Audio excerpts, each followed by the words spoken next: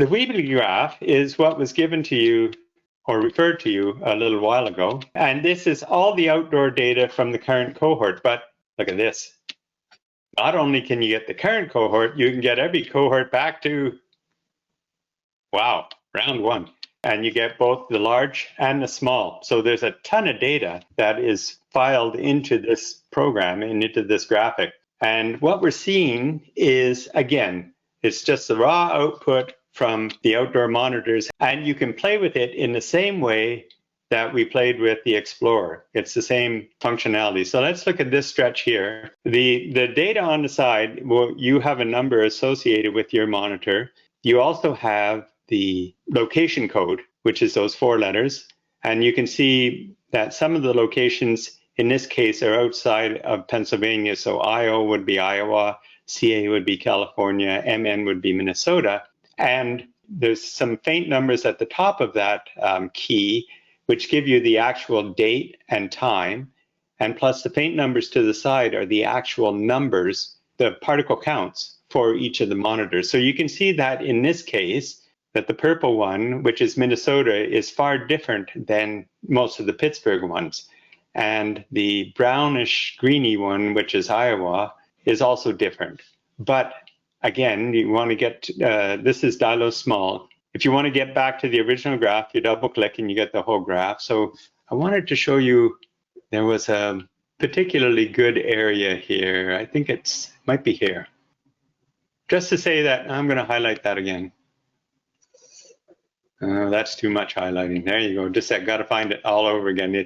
This is what I mean, you play with it. Okay. So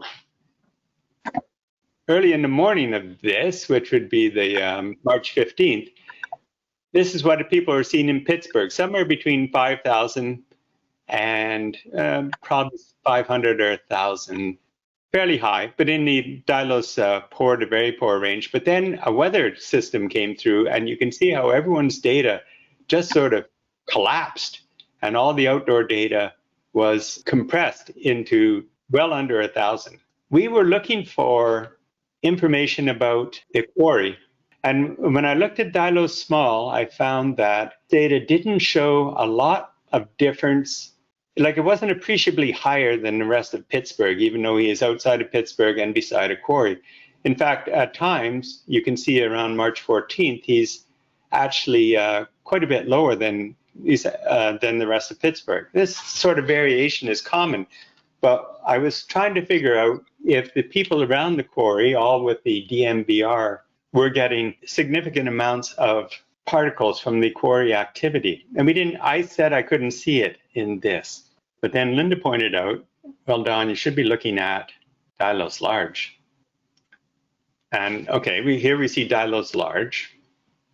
And when we start highlighting stuff in Dylos Large,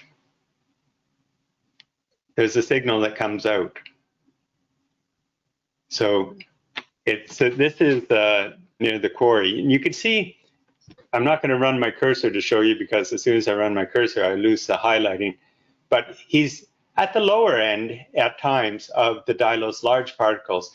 But when March 15th comes along, which is a Tuesday, well, even a bit of March 14th, you can see some little spikiness during the working hours. March 15th, there's lots of spikiness, and he goes much higher in Dylos Large particles than anyone else. March 16th, again, working hours. So in this case, the Dylos Large particle graph was a better indicator of the activity than the small particles. So you have the ability to highlight things, you have the ability to look at both Dylos Large and Dylos Small, and you can see how your data compares to the data from people the other side of the city or equally distant from Pittsburgh, that sort of thing. So this is Yuji's Weebly graph. Are there any questions then on the use of the Weebly? Is there any way to have it logged in on your specific instrument? We have not been able to find that other than getting your cursor on it and not moving your hand on that cursor and ever again. So yeah, you can do it. We would love to be able to have you select which ones you want to see. We just need to explore if that option could exist. Easiest way But is one to thing I wanted, just get a screen like I'm showing and do a screen grab of that. And that way you can look at it at your leisure without it jumping off immediately. so this is raw data. This is not corrected. Occasionally our monitors give us strange readings, and oftentimes these that drop way, way down are just a bad reading. So just recognize that if something looks totally weird, high and low in particular, it's probably a bad reading. The other thing to consider is, even though people are often surprised at how the regional air quality tracks together, if you look both at the pattern but also at the counts, and the counts are also to the right of the neighborhood code in addition to being highlighted depending on where you are. But if you look at those actual values, you'll see the magnitude of the difference. So even though it's all hanging together, there could still be a 5-to-1 or 10-to-1 difference. So it doesn't mean that they're all the same, even though they're tracking similarly. If you're trying to find something, I think what Don demonstrated there is perfect, is like looking at a road impact. Think about, well, when was the traffic the absolute worst? Was there a traffic tie-up? And then zoom in on that particular time and see if you can see a signal at that specific time. But this does not capture the difference in the toxicity of the particles, so also recognize it doesn't truly convey the impact of the potential health effect. Actually, what this is showing is Waynesburg highlighted, and notice that's where I am. So that's, at this point, that's pretty much tracking a little bit below the pack. But there are many times, even an hour south of Pittsburgh, I'm just hanging right in there in the middle of the Allegheny County pack. So it definitely does convey that our impact across the region is definitely our poor air quality is a region-wide effect. It's very hard to see the pollution when everything's polluted. So usually we get better air quality in the next month or two, and that's one of the reasons we want to continue to monitor at Deemston Borough, because you actually can see the pollution much better when the rest of the region has better air quality, which it took us a while to figure that out, but it only makes sense that the local sources stick out and you can see the signal when they're not basically contaminated by everything in the region. Does that make sense? And it's the same way that when you have indoor counts that are very, very low, you notice a spike compared to the baseline. You notice the spike a lot more easily when your indoor counts are at 100 or something like that. Whereas if your indoor counts are in the 1,000 to 2,000 range, the spike isn't going to be that much different, especially on a logarithmic graph. Okay, so that's my presentation. Thanks, guys. Linda, Kathleen asked, why is the air quality particularly poor this time of year, and why will it improve soon? Actually, it's not as poor this time of the year as it is some other times of the year. We're assuming it's weather patterns, but we just know that we've seen that May and June in particular seem better than the rest. Great question, and we don't know the answer.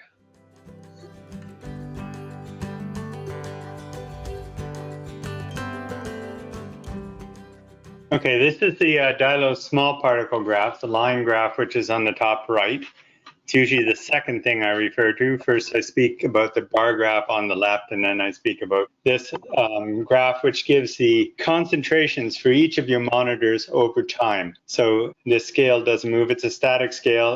The y-axis is logarithmic, which is different than linear. It's the week of data, roughly, or 7 or 8 days of data.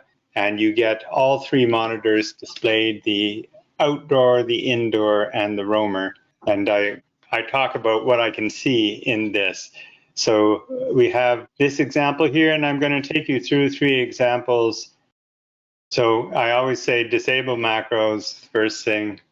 So this is a typical example. Note the participant's initials, which are ABC, which gives it away. So I suggest you look at this bar graph first. The lowest bar is outside, and in this case, you can see it's got a bit of every color. And here's the colors they're described here, and at the bottom, it tells you what the ranges are for those colors. So the outside is about half yellow and half red. So the data is going half the time over 1050 counts and half the time under 1050 counts. The two bars above are the inside monitors. In this case, the person's inside monitors are quite different. So it's likely that they have, for instance, an air cleaner in the bedroom, because you have a lot more green on the bedroom monitor. The light green is Dylos Good, this is Dylos Very Good, and this is Dylos Excellent. Dylos Excellent is less than 75 counts, so it's very, very low. If you can get your indoor monitors down in the lower than 75 counts range, then you're doing a great job. So this is the same Dylos small particle graph here. The green line is the outside, and you can see it's touching 10,000. You can also see as I run my cursor along, it tells you the time and the data. Another way you can look at this is through the table. So I see a peak here at, well, this is 2017, but October the 6th, I see a peak. And I say, okay, let's take a look at the table. You click on time series and you scroll down. I know this makes some people dizzy, but here we go, and we find October the 6th. And what we're looking for, this is the time, this is the outdoor data, the indoor and roamer. And what we're looking for is a big peak somewhere in the outdoor. And that looks like it coming through at 2 o'clock in the afternoon, where it goes up quite quickly to 7,600 and goes down. So no, it takes quite a while to go down, doesn't it? Anyhow, to get back to the charts, you just click on that. So what we're saying is, you can find the numbers this way, or you can go to the table and read the numbers sometimes more clearly. What we're seeing here is the blue is the kitchen. These spikes, these peaks, are caused by indoor activities, likely cooking activities. And we can look at the times here. That's at 7:30 at night. That's at 9:30 in the morning. And here is probably popcorn at 10:30 at night. And you can see when the kitchen ones go up, they drag the bedroom ones up afterwards. Again, you can look at those patterns on the table, sometimes easier to read. So this person hardly has any peaks in these few days, and then suddenly it gets quite busy. We don't talk about this graph very frequently. It's Dylos large particles. But the thing we do notice is that there's lots of spikes in the Dylos large particles in the inside monitors when people are in the house and doing things. So we'll come back to that in a second. So any questions on this particular example? Okay, we're going to go to one now, which is this person. There's something strange happened here. Now look, on their indoor monitors, they have the very dark red, which means over 3,000 counts. So if you look on this graph, you can see the inside goes up every evening and then hangs out all night at around 10,000 counts. And we've had at least one person in this cohort experience this, because what's happening here is they're running a humidifier. This is in March, so it's 2019, but almost the same time of year. They're running a humidifier because their house is too dry, but they're running a cool mist humidifier or ultrasonic, and those things are meant to be run on distilled water, so demineralized water.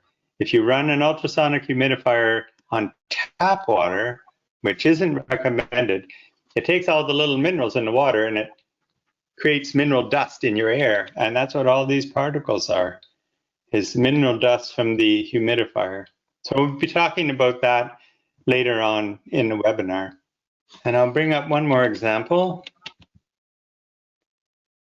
It looks like in that one, after 3 or 4 nights, they figured it out and quit using it. Yeah, we probably had the conversation. So in this example, we have a household which has about 50% in the green, which is a fairly good number. You can see they don't have a lot of peaks. The peaks they do, the indoor peaks they have, are quite short. They don't last a long time. So they're either brief or or like a wisp of oil on a burner, for instance, that will make a peak like that. But here, all of a sudden, things get flat. And this is characteristic of a house where there's nobody living in it. And if you look down in the Dylos large particles, you can see that all these little spikes that happen due to occupation suddenly disappear. You've got changes that are in tune with the outdoor particles, but you don't have all the little spikes that are caused by indoor activities. So if you have to go away sometime during the cohort, it's fine. Mention it on your incident report, because it does create some an interesting contrast to your occupied time. What you're saying is that indoor activities will create spikes in the, certainly create spikes in the large particles. But there also should be small. If the activity is significant enough, like cooking popcorn on a stove, then these spikes from the large particles will also translate to fairly noticeable spikes in the small particles or the total particles. So any questions on the interpretation of these Do you have any graphs? examples with since we're going into weather where people are opening windows, do you have any example with the outdoor with windows open? Okay, we do have an open windows example. Oh, well, you know, it's the same example we used in the first one. So what happens is when a window is open, when you have a lot of windows open, indoor and outdoors is very, very similar. And because your indoor air and your outdoor air probably have close to the same CO2, close to the same number of particles, both total and large particles. So this is what we see. And if for instance, if the person closed their windows at this point, the blue and yellow lines would drop down and be further away from the outdoor. Is that what you're looking for, Linda? Yeah, but also just the issue that it's great to do it if the outdoor is pretty low, but when the outdoor is bad, the indoor will be bad when you open your windows. Oh yeah, and it without a monitor, or I think it was we were talking with Anne earlier. I mean, without looking at something like a purple air graph, if you don't have a monitor, you can look at the purple air monitors that are in your area, and we'll talk about how to access that. So you could see if the air is really bad, or the coming air is really bad, then it's a good idea to shut your windows to keep your particle counts low.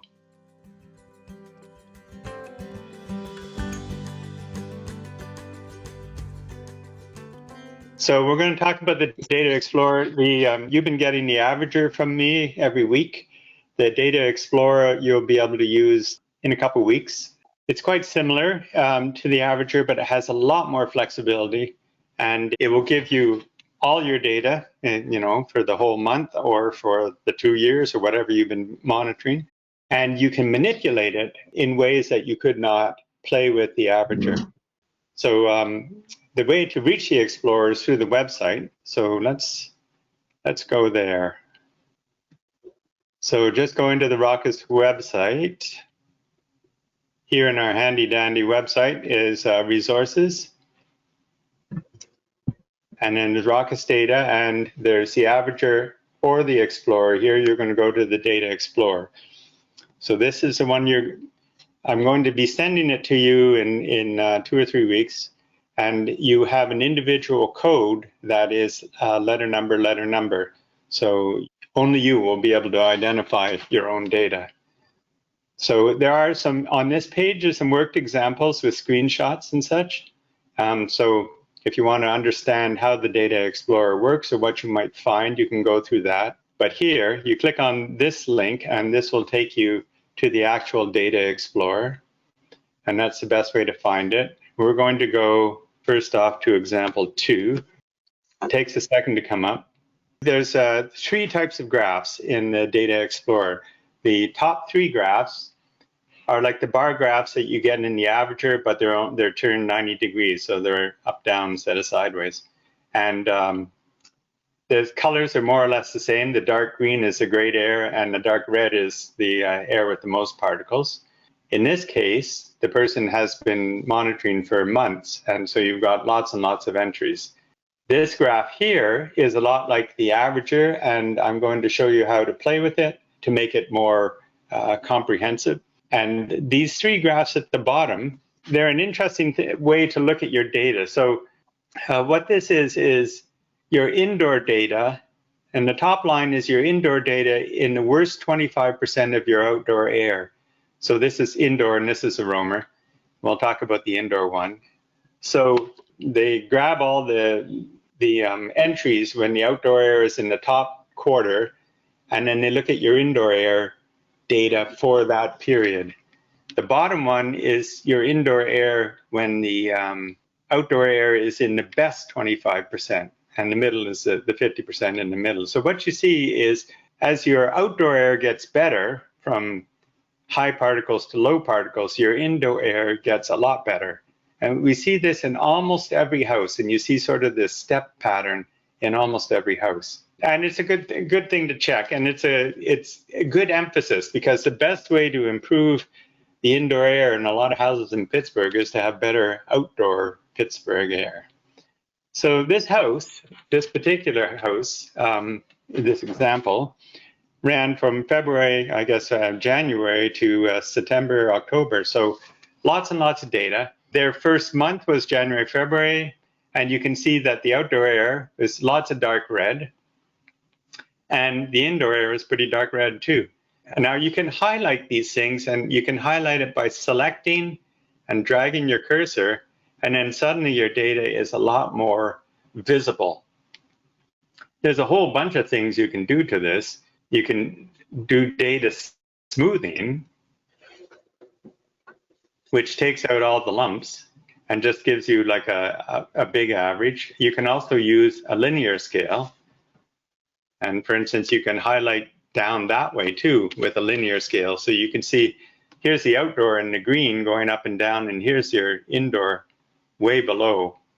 You can also see how my cursor is tracking the time and the entries for each of the monitors. So this is January 22nd, 2016. Boy, we've been around for a long time. Outdoor in this case is around 10,000, and the indoor is about 1,000. So we're going to go back to the log scale. And if you double click on this monitor, you get the whole realm of your readings. So what happened here is this participant went big time into filtration. And you can see right about here, we're noticing where the changes happen. So we'll highlight this stretch here. And so looking up at these bars, which are every day, so outdoors mostly red, indoors red, yellow, some green in some cases.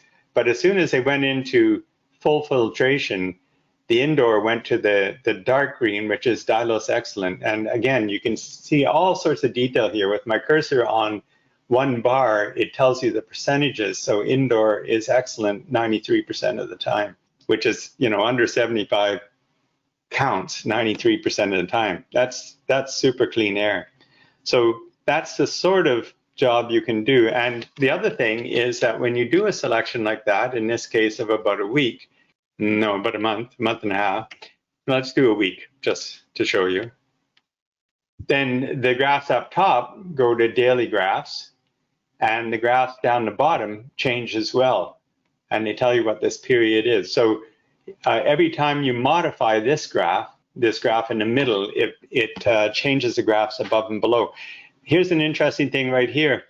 If you're looking at the indoor graphs, both the indoor and the roamer, you can see little notches, and these are every time the furnace kicks on, is changing the particle count just enough to, we can find out how much they're changing. Okay. And let's do it linear. This is interesting. I never did this one. Oh, you can't. And then we'll do this. Yeah. Looks like it's in the order of about 50 counts or something like that by the time you stretch it all out. Okay, let's go back.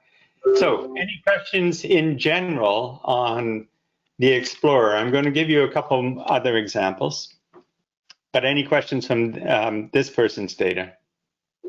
One other thing Linda wanted me to point out last night was you can change the aggregation period. So Most people, 1 day is just right. But if you have a lot of data like this, you could change it to 1 week and the whole thing resets and does weekly averages. So if anyone wants to stay with us for weeks or months, that's a good thing to know. Okay, we're going to go to a different example. And again, you're going to get your code. This code, I don't know specifically who it is, but I have a couple of things to say about it. So when you punch in the code, it gives, and this, where are we? This is 2016 as well. What we're seeing here is the quite closely the indoor counts are following outdoor when they go up and down. You can see the indoor peaks here, which are from particle generation events in the house, probably cooking for the most part. But let's look at one time when the outdoor falls sharply.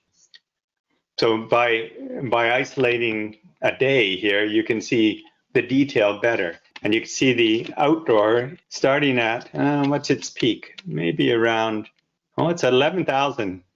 And it goes down to under 1,000. And you can see how the indoor drops in that period from about 1,000 down to, wow, it's under 75. So it's 58. So again, it's very easy to see when the outdoor air is best, the indoor air is also best. And this is a very clear example of that. Any questions on that one? We'll go to one more. Okay, this one actually looks very similar in some ways to the last one, but there's a couple things I want to show you. You can see how the indoor values are quite different from outdoor, so far lower, which is what you might expect with windows closed. But here in late March, look at this period, they're almost identical, and we'll highlight that. So I would guess that right about say 1 o'clock in the afternoon on March 26, 2018, they opened their windows, and they left their windows open until about, I don't know, 7 o'clock in the morning on March 29th. You see how closely the indoor and outdoor align when windows are open. And this is in a person's data where the indoor and outdoor are actually quite different most of the time. So if you're going to open your windows, it's a good idea to open your windows only when the outdoor air is really good. And here's actually a decent example of that. So the outdoor air drops like a rock right here. And look at how low the indoor goes, like 27. Oh, that's really low. We actually saw someone in this cohort who had a legitimate value of 2 in one of his indoor monitors. I was very surprised. But so again, just making the point that when outdoor air gets a lot better, indoor air gets a lot better. And you can see that when they're cooking and stuff, they're creating spikes that are separate from outdoor. Oh no, that's the end of the open window thing. That's when they decide to close their window at 8 o'clock in the morning. Okay, but you can create spikes in your house through cleaning or dusting, or especially cooking or having the kids jump on the couch. But a lot of your indoor particle counts are still due to what's happening outside, even if you're several times lower in actual values. So that's the Data Explorer. Just to review, you get all your data on one chart. You have this display here where you can see how your house reacts to the worst and the best outdoor air. You can isolate specific times. And so if you want to say, oh, that's when I opened my windows. Well, what happened to my data when I opened my windows? Boom. Tells you your data starts to look a lot like outdoor data at that point. So if you make a change, you can highlight it and concentrate on it. And you will be getting both the code, your account code, and my review of your Explorer data when it is posted, which will be in several weeks.